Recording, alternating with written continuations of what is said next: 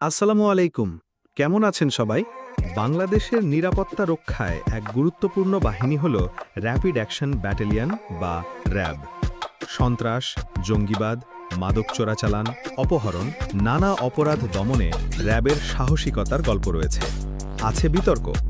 আজ জানব র্যাব এর জন্ম, অভিযানের কাহিনী, বিতর্ক এবং ভবিষ্যতের রূপরেখা।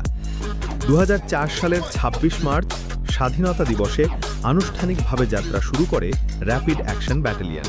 মূলত পুলিশের বিশেষায়িত বাহিনী হিসেবে এটি গঠিত হলেও এখানে সেনা, নৌ, বিমান বাহিনী, বিজিবি, আনসার থেকে সদস্য নিয়োগ করা হয়।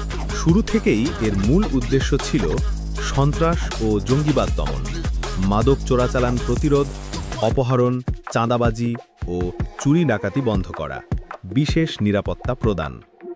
র্যাবের সদর দপ্তর ঢাকায় অবস্থিত।